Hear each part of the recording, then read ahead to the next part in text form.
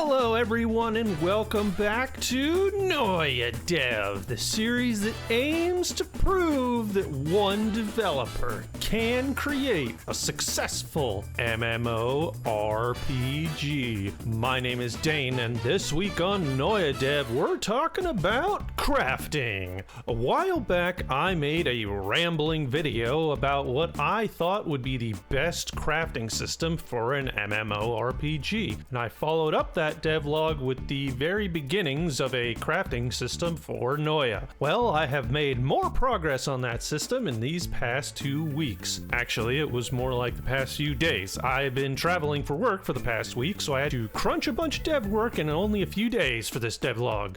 The things I do for love. I've added new crafting recipes for cooking and alchemy. Basically some food and drink items as well as HP and MP potions. Up until now, I didn't really have a concrete plan for how I wanted to handle food and drink buffs in Noia. Players are able to give each other buffs, so food and drink had to kind of be their own buff classifications. So trying to figure out what kind of buffs food and drink should be giving aside from what players can already give themselves was a little challenging. In the end, I ended up going with the classics that most MMOs go with, HP and MP regen. Food items can give either increased maximum HP or increased out of combat regen.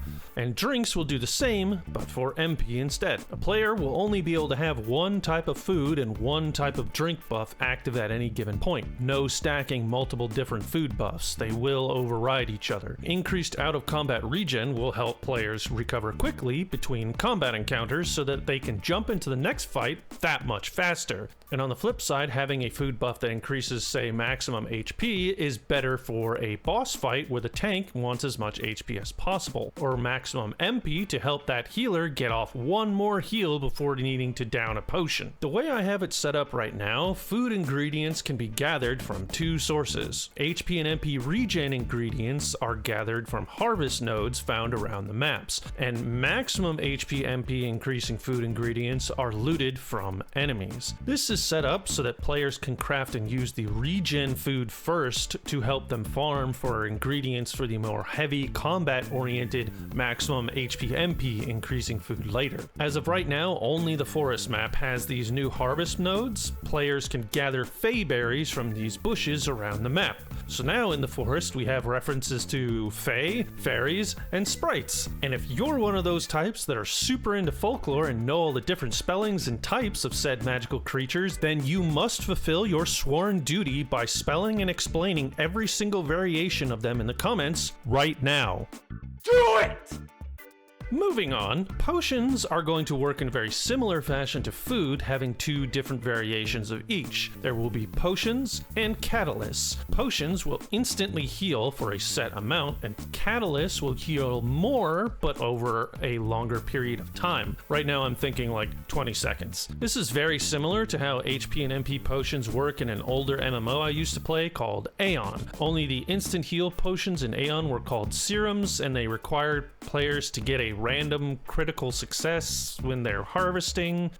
It was kind of annoying. So Noia potions will just use standard harvested materials as ingredients, and I don't think I should have HP and MP potion ingredients in monster loot just yet. Asking players to farm monsters for too many consumable recipe items might end up causing players to essentially either use up all of their consumables while they're farming or out level the area that they needed those consumables for. We'll see. I can always revisit this down the road. Now, with these new crafting recipes, there also needs to be new crafting stations to craft them at. So I have created these new crafting stations that can be placed inside the player home, the cooking pot and the basic alchemy table. As a side note, I also added the anvil and the forge for armor and weapon smithing, but as of now, all of the house decorations and crafting tables are available for purchase in Bella's shop in Tinsdale. In the future, they will be either crafted or rewarded for doing quests for the various citizens of Tinsdale, so keep an eye out for that in a future devlog.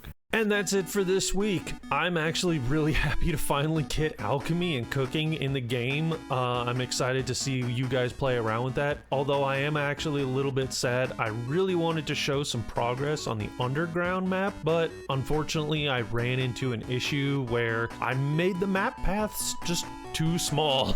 I'm gonna have to go back over the underground map and essentially test it out with monster pathing and make sure that their area is big enough for players like you guys to have fights in. So hopefully I have that done by the next devlog.